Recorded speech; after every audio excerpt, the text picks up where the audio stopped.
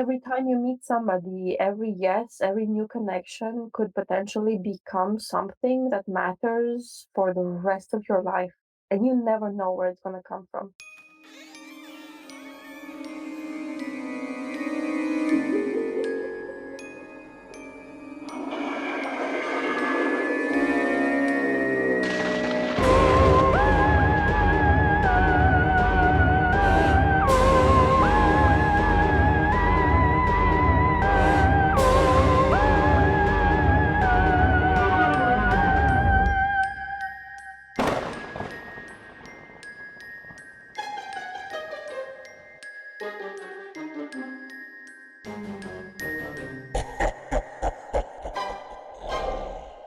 This is We Bleed Orange and Black, the podcast for Halloween and horror lovers. Join us as we interview creators, discuss our favorite horrors, and share original spooky stories. I'm Jeff C. Carter, and this week we're talking with Alex Woodroe about her new book, WHISPERWOOD. Alex Woodroe is a Romanian writer and Shirley Jackson Award-nominated editor with Tenebrous Press. Her work has appeared in numerous anthologies, as well as Dark Matter magazine and the No Sleep podcast. She is a member of SIFWA and the HWA, and she lives in the heart of Old Transylvania. Welcome to the show, Alex. Hi, thanks for having me. You know, that's the first time that I actually get introduced like that. That's so fantastic because the Shirley Jackson nomination just landed recently, and it's fun to hear it out in the wild. I'm going to enjoy this for the next eternity. I'm never going to let that go. You'll always be a nominee. I know they can't take it back. It's fantastic. Exactly. I have an icebreaker for you that in mundane circles would be a rather basic question and a rather obvious question. But because of your provenance, because you are a Romanian folklore nerd, yeah. And after reading your dark fantasy novel, WHISPERWOOD, my question to you is, would you rather have the power of flight or invisibility? Oh, invisibility. Easily. Imagine all the cool things you can see when, nobody knows you're watching. Imagine all the things that don't even want to let humans see them and you could see them. How cool would that be? If there is anything like that, We have a lot of legends about things in the forest that don't want to be seen by humans. So imagine you can discover that that's actually true. You played into my hands perfectly. That was kind of why I asked the question, because in America, when you ask that question, invisibility is usually if someone's shy and they don't want to be seen because they're awkward. Oh, I didn't think of that angle. Yeah, I know. I had a feeling you would be running through the forest at night, spying on the secret denizens of the woods. Yeah, going to abandoned houses, looking for stuff. Yes. In the States, what would happen is you would get up close to Bigfoot and he would smell you and run away. And you'd be like, oh, God, he wasn't going by sight at all. He'd see the flash of your phone camera. Exactly. There's a phone floating towards me out of the woods. All right, I'm out of here. So, Alex, can you tell us a little bit about yourself? Yeah, what do you want to know? Publishing related stuff, personal stuff? I like to start personal, sort of learn who we're talking to. Then we can add on all of your many, many accolades after that. So, obviously, I'm Romanian, born in Romania, traveled a lot. I wasn't always a writer. I wasn't always in publishing. In fact, I wasn't into any of it until very, very recently.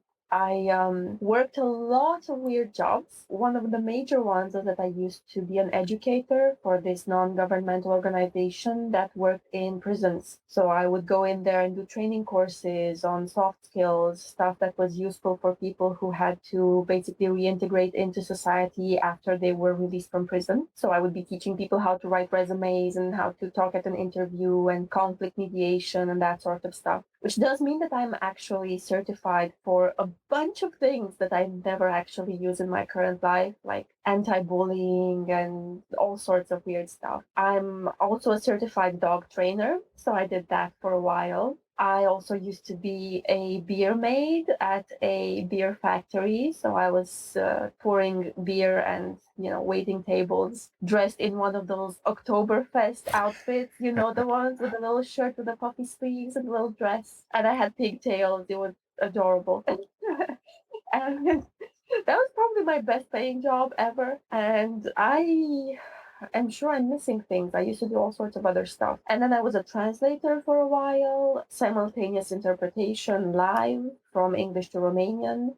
And I traveled a lot with that. I did some literary translations at some point, which were definitely not my speed. That was really hard and not very rewarding, especially since I was doing it for somebody else, basically on their name. I was like a ghost translator, if that's even a thing. I wrote projects for the European Union for a while. And that's sort of how I started getting into writing via copywriting. I made my living writing online content, even though now I detest the word content. But like I wrote anything you can imagine. I wrote product reviews, I wrote pet articles, I ghost wrote books about dog training. I graduated onto like relationship advice columns, perfume reviews, whatever anybody was paying me to write, I was writing it. That's sort of how I transitioned into, eventually getting to fiction and editing fiction and finally finding like I've established something for myself, like I found something I really want to do and someplace I'm really happy, not just something I have to do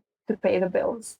And yeah, I'm currently in Romania. I lived abroad for a long time. I moved around all of Europe for a while. I lived in Italy for many years, particularly during the worst of COVID. So, like when we were in full on quarantine, I was in Italy. Oh no, And because I they was, were in yeah, hardcore lockdown, in right? North Italy. It was the worst part to be. The Oh north of no. Italy, it was the worst place in Europe. I was locked in a house for months at a time. I was only allowed to leave once a week to go get groceries, and that was it, nothing else. I wasn't even allowed to take the dog on a walk. It was really hard. It was when I started cosplaying The Shining.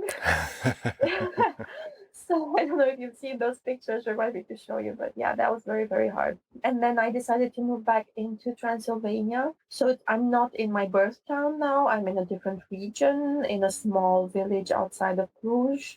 And I wanted to be in this area because I want to interact more with the folklore here. And I want to do stuff for my country, which is very, very far behind in terms of, having access for writers and encouraging young writers and even talking about writing as a viable career at all, because we were under dictatorship until the winter of 89. So basically until the start of 1990, which means that we did get a whole chunk, like a whole generation of people who didn't have access to any of the luxuries we have right now, such as leaving your country and the internet and being allowed to call people elsewhere. So, imported goods, for example, people were in a really bad place. They were, risking their lives or risking prison just to smuggle music records and books from outside of the country. So, because of that, we are very far behind in some ways. And I thought I could be in a better place to help out with that if I'm actually physically here.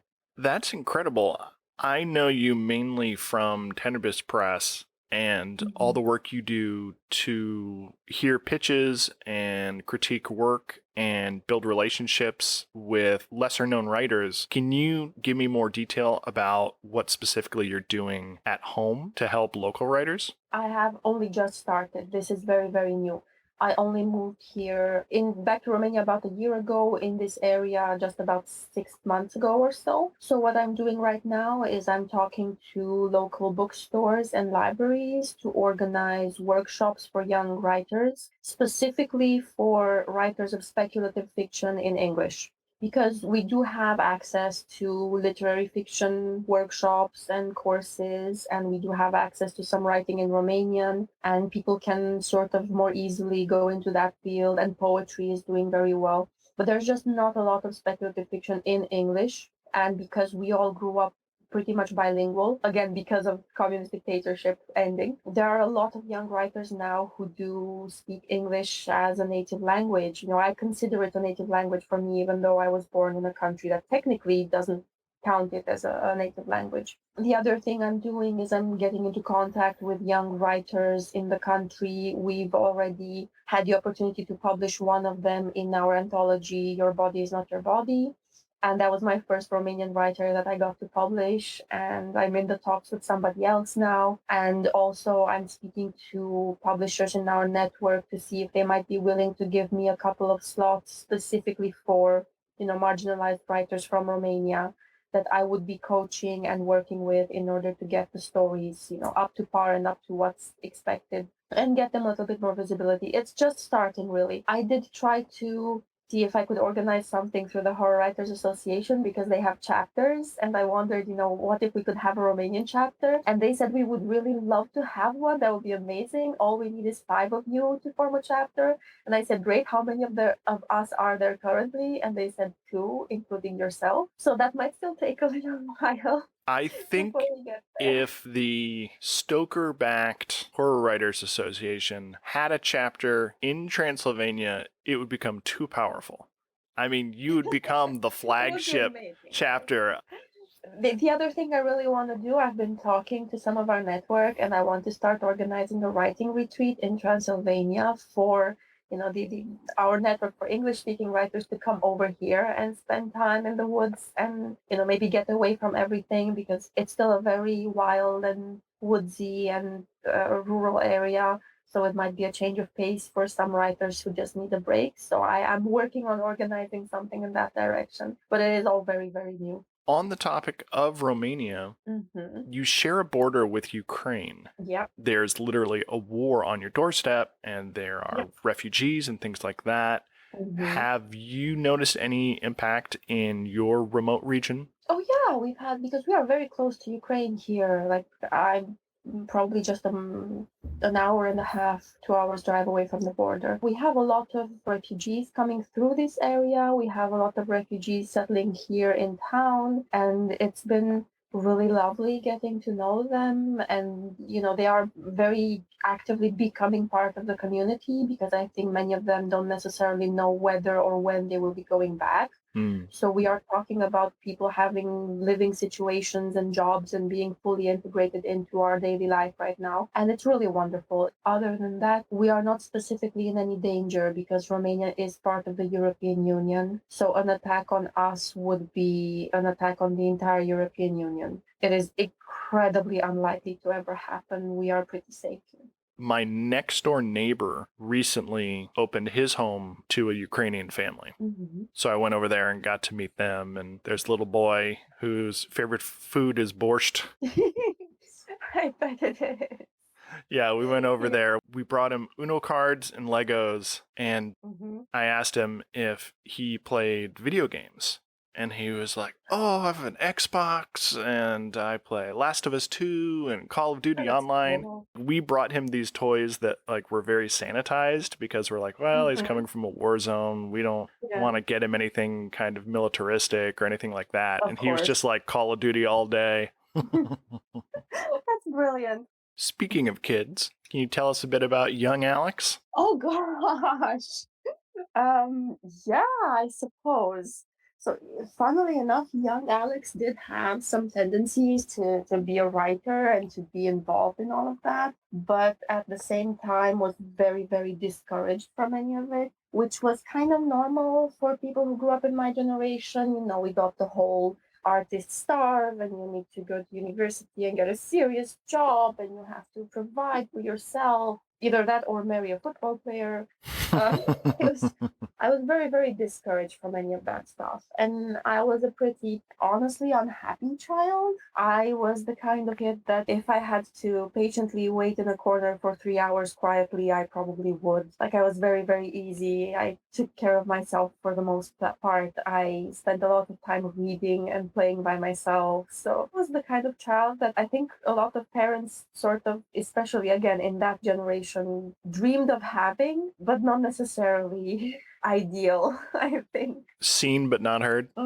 That's exactly it, yes. Or maybe even not seen, if possible. Not seen or heard. Yeah. You have to understand that I was born immediately, months after the revolution, right? So I was conceived in a part of Romania's history where abortions were illegal, contraception was illegal, having children, multiple children, was mandatory, and we're talking even contraception at the level of condoms was illegal.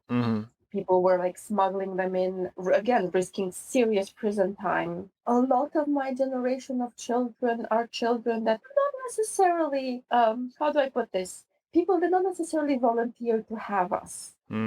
So our upbringing might not always have been super ideal. That is very telling. I love how I killed the mood. I killed the mood, right? No, it's just, it makes me very introspective in that right now I'm like furiously connecting dots between your upbringing, the things you're into, your personality, Whisperwood, your novel that we're going to talk about, your tireless well of energy that you use to uplift other young writers. Like it's all coming together. This constellation that makes up Alex.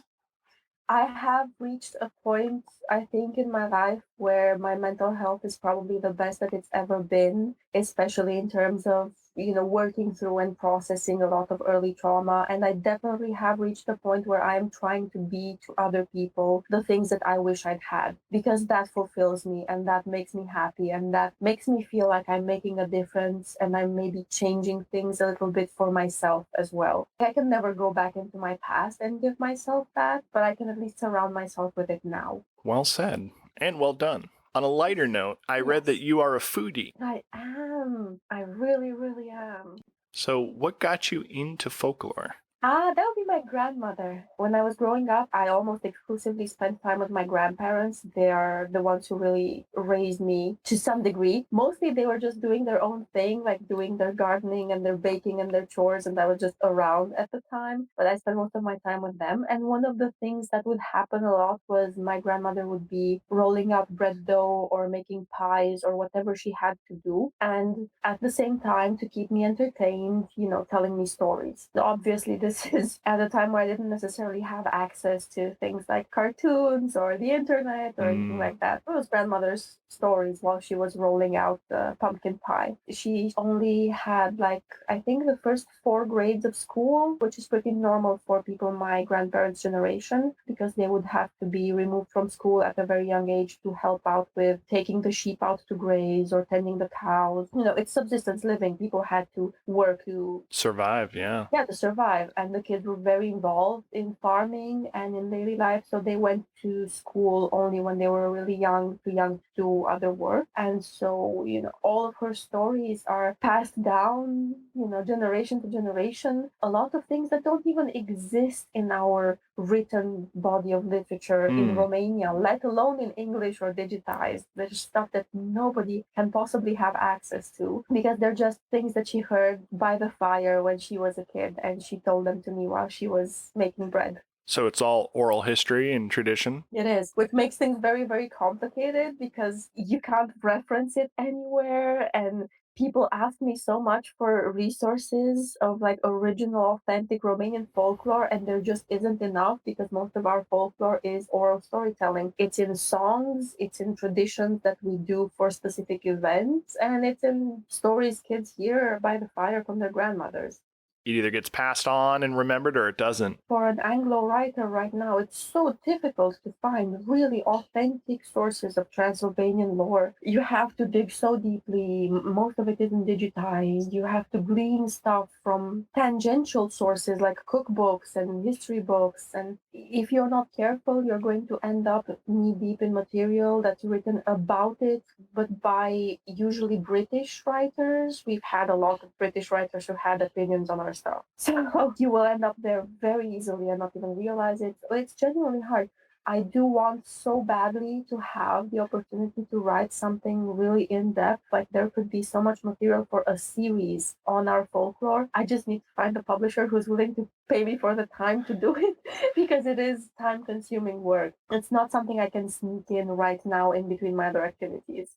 And let's use that as a segue to talk about your role with Tenebrous Press. Yes. So you're the editor-in-chief. How did that come about? I love this story so much. I tell it to everybody who will ask because it's like the classic rags to riches, right? I mean, riches. I'm doing air quotes for people listening. I'm doing air quotes right now. Riches. No, it's so amazing. I was a writer in the slush pile So Matt Blairstone, who is the founder of Tenebrous Press, started his and the press's very first anthology project. And I was nobody. I'd never heard of him. He'd never heard of me. I think I had maybe 2 publication credits at that point. Nothing super major. I was absolutely nobody in the publishing scene, and I was in a very bad place. I had received some rejections that were very harsh from places that I believed in very much, so I was super disappointed. I was at the start of my journey, so I was very fragile and sensitive, and I had quit writing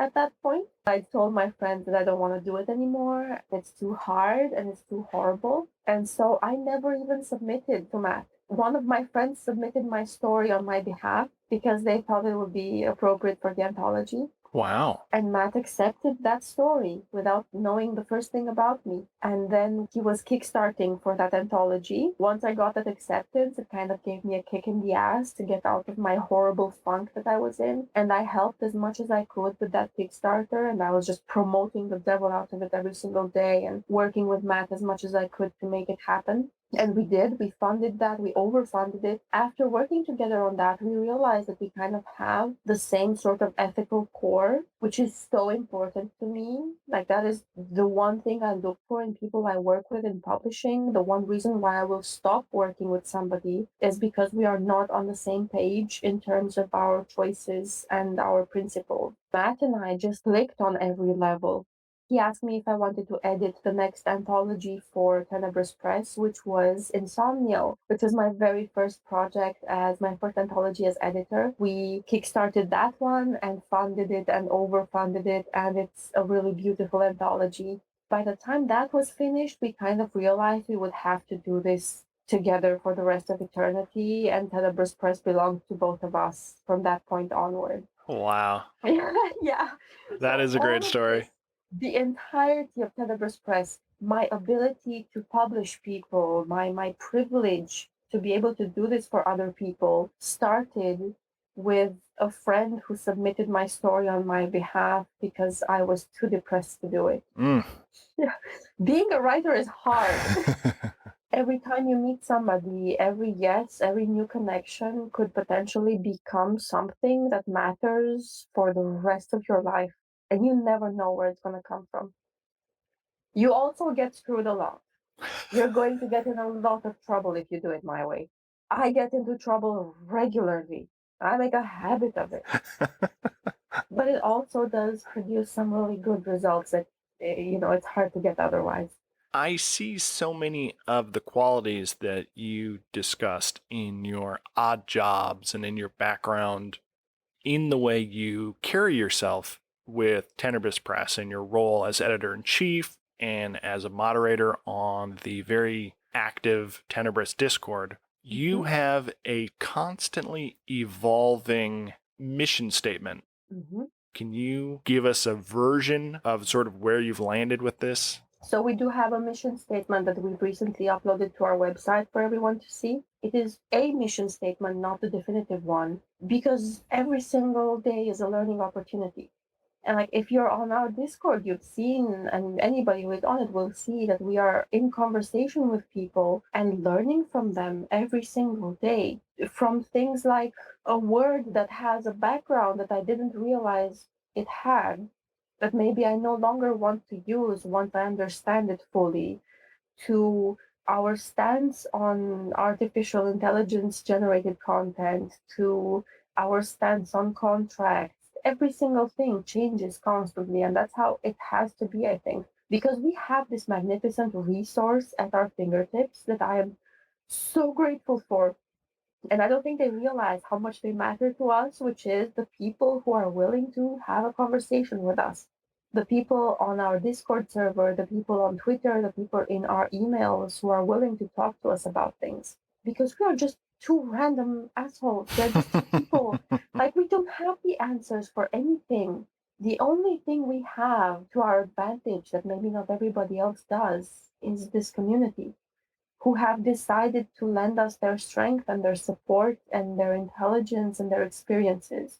and who trust us to be a safe place where to talk about stuff. And that is magical. I'm a writer too. I'm not just an editor. I think being a writer who is submitting, who is like actively in the query trenches, it means that I'm thinking of them first of all whenever I'm, devising one of our policies or making our forms or writing our contract. We've changed our publishing contracts with Tenebrous, I think, 3 times over the last year, and I'm about to change them again because, again, I'm always thinking, how does this read to the writer?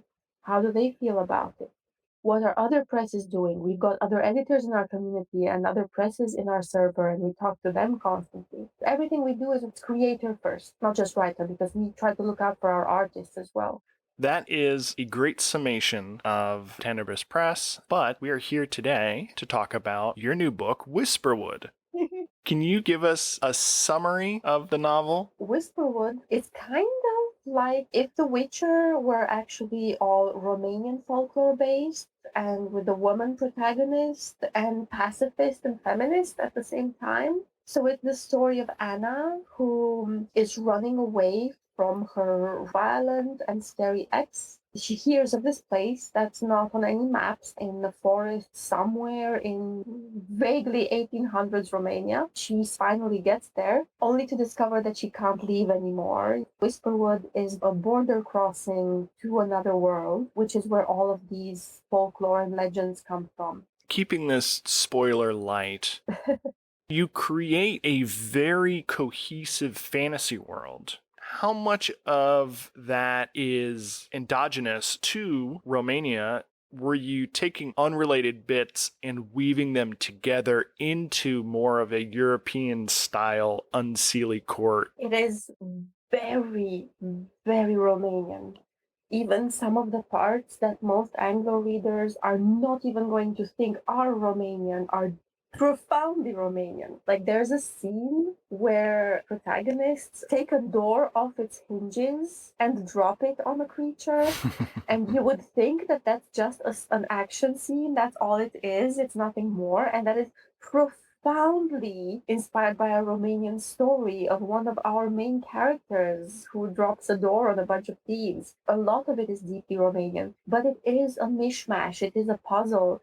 It's like a quick guide through a bunch of our disparate legends. And we are talking about things that are historical, almost legend, but mostly true. Things that are fables and fairy tales, our customs and habits in terms of hanging herbs or hanging little dolls with the red and white string for good luck. It's just a really wild and chaotic mixture of every single thing that makes us us. I think the reason why that happened is because this is my first book.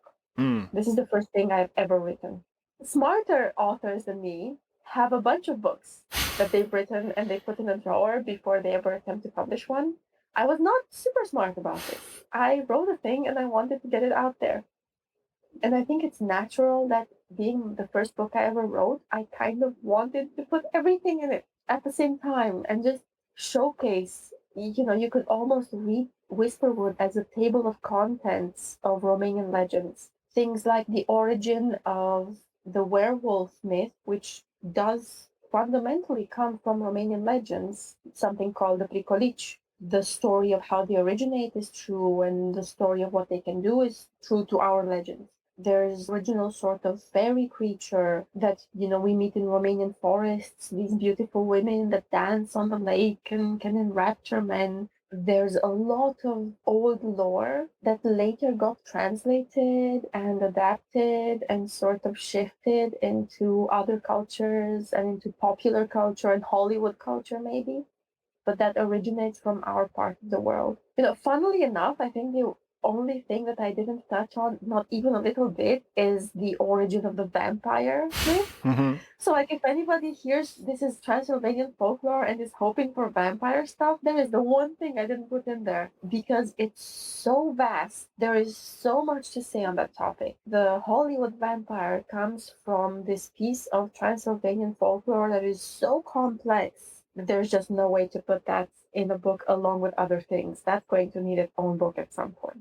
I did like the elaborate ghoulish funeral rite that the characters held, because they're like, oh no, we've got a dead body here. A bunch of stuff has got to happen really fast. It's really brutal, but we need to protect ourselves from this dead body before anything else gets its hands on it. Yeah.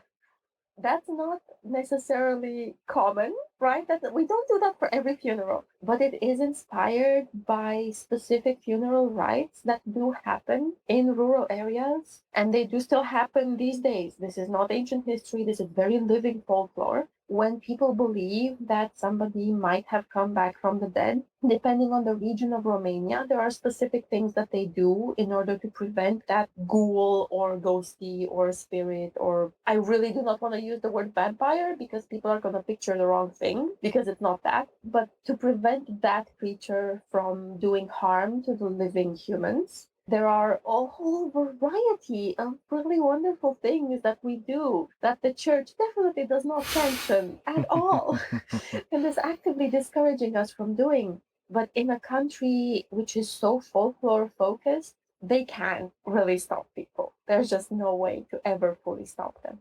The church is a presence. There are crucifixes, but really the day-to-day life is dictated by the customs that have grown up in association with the unseen and the supernatural and the unspoken. It's so wonderful to me that this is the most Romanian thing that you could have picked up on, and you picked up on it, and I love that so much, and I appreciate that so much. That is absolutely describing our relationship with spirituality in one sentence. Everybody is officially Christian, majority Orthodox, some Catholic.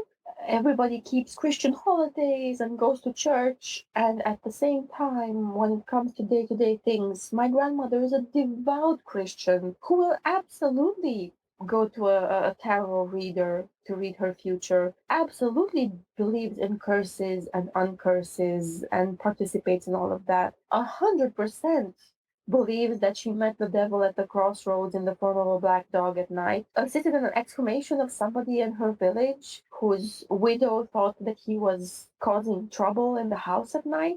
And somehow, for traditional people in Romania, that fully happens in a Christian context. And they just don't care that the church has opinions on that. In the meantime, we have a practical life to live, right? Calves are born wrong.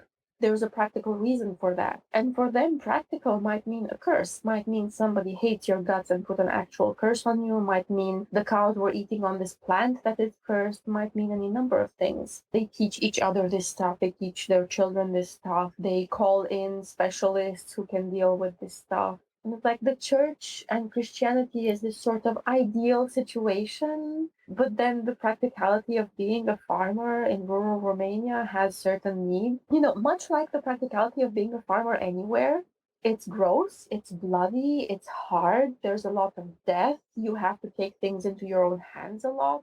I love that the folklore comes off as the most sensible, logical approach, because you can go to church and pray, but at the end of the day, it's up to you to drop a door on somebody. It is. And weirdly enough, a lot of our folklore is actually practical in some way. You can understand where it's coming from. So if somebody put a curse on you that all your water is going to be poisoned, putting silver in your water isn't necessarily going to do what you think it's going to do. But at the same time, silver does have these antimicrobial properties that definitely do something, in a funny way. And a lot of our herb lore, there's like basically no distinction between what is folklore fictional herbs and actual practical medicinal herbs. And we will have a lot of myths and lore around them. But in reality, if you look at what these plants do, they will actually do the thing that people say they do in most cases. So, like, okay, maybe putting, chamomile under your pillow or sage under your pillow at a certain date is not necessarily going to make you dream about your future husband, but that same plant in a tea is going to calm down your spirits in a way. Most of Romanian folklore is not necessarily fictional. At the very least, it's a fable or like a parable that teaches you some sort of practical skill. How do unsongs fit into that? Is that your own invention, or is that something you learned from your grandmother? No, that is so real. Can you describe for us what an unsong is? So when you are cursed in any sort of way, the process of removing that curse is called a descântec, which is an unsong. Literally, that my translation is super literal. If you imagine singing a song backward to undo it, to sort of unweave it, that's what unsong means. Song is metaphorical. It doesn't actually have to be a song per se. That's what you would do to undo a curse, to unweave it. So in order to curse somebody, you would have to perform specific actions, make a specific concoction at a specific time of the night in a specific date and do things. And part of that is saying certain words, uttering a ritual. And then in order to get that undone from you, you would go to usually a woman who is a specialist in unsong, who can unsing the curse for you. We have one of our famous unsingers was the translation of her name would be Mother Caterpillar. I swear her entire family her grandkids are still living off the fortune that she made by being a professional unsinger. So if you thought that somebody hated your guts and cursed you, you would call up somebody like her and she would tell you what to do and she would unsing the song for you and she would give you the right ingredients for you to be able to, overcome the curse. We have a strong culture of thinking if somebody wants it badly enough, if somebody speaks it into existence with the desire, with the intent behind it, it will happen. And even for me, as a very not superstitious person, I'm a cynic, I'm a skeptic to the bone. But I did grow up in this culture, so to some degree, even I think, well, maybe, you know, in some circumstances, I could see that happening, especially when you think about how it intersects with our modern understanding of mental health and psychosomatic illnesses and how much our perception of the world affects our day-to-day life. Like, the more you look closely at that stuff, the more you understand that the brain genuinely does have a significant power to impact the way that you experience living. So at that point, can you really say these people are wrong? So you have an unsong in the book. Some of the characters are preparing an abandoned house for the night. Mm-hmm. Would you mind giving us a bit of that unsong? So the unsung goes, little fire, roaring fire, I'll lie down and fall asleep. Don't you lie and don't you sleep. Turn into a dragon with scales of gold, with 99 wings, with 99 tongues, with 99 scraping claws. Rise up like the day and burn evil away. Rise up like the sun until evil is gone. Is this translated from Romanian? It is a combination of two different things. One of them is a part that is translated from Romanian, where it summons the creature with 99 wings and 99 claws. That is very much part of our oral tradition. A lot of times when we're talking about mythological creatures, we love symmetry for some reason. I'm just noticing all these correlations in Romanian folklore as I'm studying it now. So people are discovering this with me. But we do love symmetry. We love things with numbers. We love things that have 3 heads and 3 tongues and 3 desires, or 99 wings and 99 claws. That part is translated. And then it also combined with one of the unsongs that my grandmother performed for me when I was a kid. We often use this style of contrasting things, like, may I have a good life, and this thing in my place will wilt and die instead of me, right? So a very sort of Benjamin Button sort of attitude towards unsongs. So when I was a kid, my grandmother would always pick the first crocus of spring, the very first one that blooms in our yard. She would pick it, come to me, and she would circle my face with that crocus as she was singing, may this flower wilt and die, and you stay forever beautiful. May it grow old and you stay forever young. May it wither in your place so you always have energy. And this sort of contrast of sacrificing something for our well-being is very traditional in Romanian style. You had mentioned that people are speaking things into existence. Yes. The town is called WHISPERWOOd. The other world is inhabited by these things called whispers.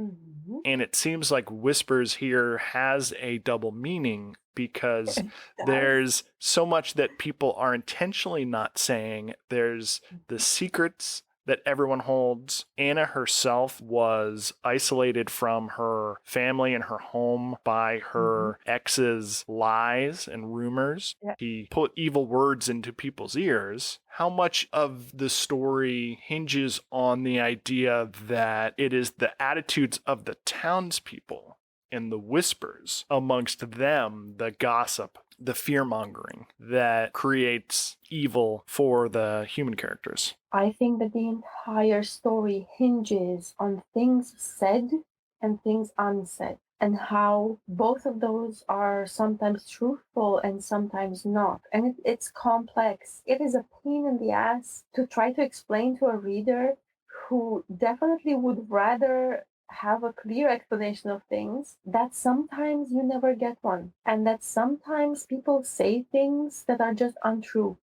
And we know that in real life, often enough, we experience it, unfortunately, but people don't expect it as often in books. So, one of my goals was to make Whisperwood a book that doesn't have a lot of categorical answers to anything, that doesn't always hold anybody's hand in terms of what's real, what happened, what didn't happen. I want to believe that people are going to get my general message, but yeah, the whole point is, what kind of power do we give to things that are said, which we shouldn't always give? How many of those things are blatant lies? How many are alterations of the truth? Anna's background, her entire story of being locked in a cellar while this guy was telling her own family and friends horrible things about her, things about how she's actually a witch and she's actually evil, and he's actually doing such a good thing by putting her away, and how she manipulated everybody. They are very easy things to say. This is barely fiction. This is based on reality. This is something that I needed to work through, because this is something that, aside from physically being locked in the cellar, the rest of it happened to me. And I was using Whisperwood as a way to process it and as a way to take sort of vengeance on it. And this is very real. People have the ability to say anything. If you are somebody who is chronically trusting and honest, which is my constant flaw, is that I struggle to comprehend why people would lie about things. It surprises you. And you live your life thinking that people couldn't possibly do that. I think most people, especially most artists, are painfully honest. And they go through life thinking nobody would ever say that about me. And the surprise is that they would. Anybody can say absolutely anything. Whatever the worst thing you are imagining, they can do worse than that, and they will. If they have a reason to, if they feel that they can gain something from it, they will. Understanding that is a whole change of attitude, of your spirit, of the way you attack life. And I still consider myself somebody who loves people desperately. Like, really, I am in a complete love relationship with human beings, and I will trust anybody and give anybody a chance. For many of us, and I think probably especially people who have been in abusive relationships, if you've heard enough times that you are useless and a waste of space and everything you do is wrong, after a while you will believe it. So just understanding that sometimes, maybe even often, people blatantly lie can be a revelation. And that's definitely one of the things that I was trying to do with Whisperwood. Or not necessarily trying so much as I needed to do with Whisperwood, because I needed to remind myself that these things happen and it doesn't necessarily mean anything about you. Then the same thing is reflected in the villagers themselves in the opposite way, how much they're not saying. And that's kind of reflective of my family growing up. It was a lot of, don't tell your mother this, don't tell your father that, don't tell our parents this, don't tell your sister that, don't tell them how much we spent on this, don't tell them we did that, don't say anything to anybody. Most of them are still living that way. And so that for me is the village of Whisperwood. It's all of these people not saying the thing, when if they just spoke about it, everything would be so much easier. Everything would be so much clearer. Everybody would be so much safer. But they just can't, because that's what they know. That's how they know how to behave. It seems like Whisperwood is your unsong for all of that trauma That is probably a very good evaluation that I hadn't thought of until now. Thank you. Yeah. Yeah, it probably is. Yes. I didn't set out to do that. That was not my intention. I think that's what ended up happening, yes. Well, I hope it works. Normally, this is the time where I will transition into Halloween questions. And while I want to touch on that briefly, I really want to dive into St. Andrew's Night. So you do know that we have a different sort of Halloween. Did you have Halloween when you were growing up? Oh, yeah. So we absolutely did. It's not our Romanian tradition to have Halloween, but again, I grew up immediately post-communist dictatorship, so everything American was very important to us. We didn't traditionally celebrate Halloween per se, but in school, we definitely celebrated American Halloween. We celebrated Thanksgiving. And it's only now as an adult that I look back on that and think, why? Like, how did we even? But I never questioned it because I was a kid in school. Like, oh yeah, Thanksgiving and turkeys and all of that. So we did the same with Halloween. It was like, yeah, Halloween is this awesome holiday. We're going to wear costumes and eat candy. Nobody ever questioned it. Nobody asked, but this has nothing to do with our celebration. I'm glad to hear that, but now please give us some information about St. Andrew's Night. St. Andrew's Night, which is Romanian Halloween in a way. And St. Andrew's Night is November 30th night. It's more of a celebration of our deceased. I think it is originally pre-Christian, but it was adapted sort of into Christian faith. And so what we do is a sort of celebration of our own deceased, of our ancestors. I think a lot of other cultures are going to find this familiar of how we just celebrate our ancestors as if they are still present among us. This depends region to region. It's very different. Romania is very separate into different regions, so it's not the same story everywhere. It would imply some sort of act of service. So going into our graveyards to commune with our ancestors, to clean up the area, to beautify their grave sites, to have conversations with them, to celebrate their lives, to ask for their advice. And then there are more specific regional traditions that would help you communicate with them. So things ranging from almost seances of a sort to using specific herbs to give you visions that night, to get visions of your future from your ancestors. So it still fully relates to the dead. It's just that it's a more sort of intimate way of talking to your specific deceased and not like the general dead. Are you familiar at all with the idea of the Night of the Vampires? Stringing garlic to ward off strigoi and things like that? Oh yeah, absolutely, absolutely. There are, depending on the region, multiple traditions on how you ward off the evil dead. Evil is a big word for us. We don't really separate things into evil and good. We separate them into this could be a problem for my day-to-day life and not, right? So strigoi, moroi, the undead that are unhappy and restless can be a problem for our lives. They poison the water, they make the animals born wrong, they poison the plants, they disturb us during the night, disturb our sleep. We do have several varieties of how to ward against them, and one of them is stringing garlic at all the entrances, putting salt down at all the entrances, windows, doors, which again, I consider myself a very unsuperstitious person and a very cynical person. At the same time, the first time that I ever moved out on my own and lived by myself, I was renting this little loft and I salted all the doors and windows. I just did it because you never know. Why wouldn't you do it? It's just salt. Like what's the harm? Have you had any strigoi come into your home? I have probably not had any experience with strigoi. Well, maybe the salt worked. Maybe the salt works, right? I was so excited to learn about St. Andrew's Night because every time I get to add another version of Halloween into my sort of lexicon, my heart grows by 3 sizes.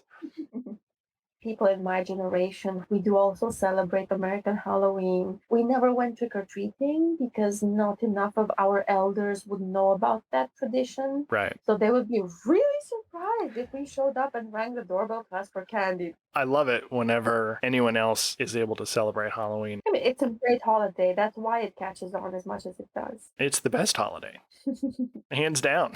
So what projects are you working on next? Well, as a writer, I have a short novel that should be announced very, very soon. Exciting. Keep an eye out on Clash Books because I'm very, very excited to be working with them. Of course, it's a horror and it's like a combination gothic, eco, cosmic folk horror. It's so weird, but it does take place in this like abandoned manor in Romania, which is a very real place. We have a lot of old abandoned manors, and we're going to be donating all the proceeds to help with organizations that combat and try to restrict the use of artificial intelligence in creative arts. The magazine's theme is the intersection of humanity and technology.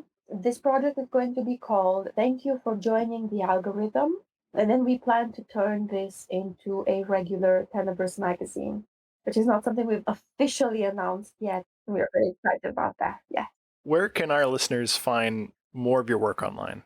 alexwoodroe.com. Woodroe is spelled with an E at the end. And then for any Tenebrous Press project, you're going to find it on tenebrouspress.com. You'll find us on Twitter at Alex Woodroe and at Tenebrous Press. On our Twitter, there's going to be link trees that also lead to our Discord, which I highly recommend to everybody. It's such an easy way to talk to us and to just have conversations with other people who are in our community. And it's such a good community.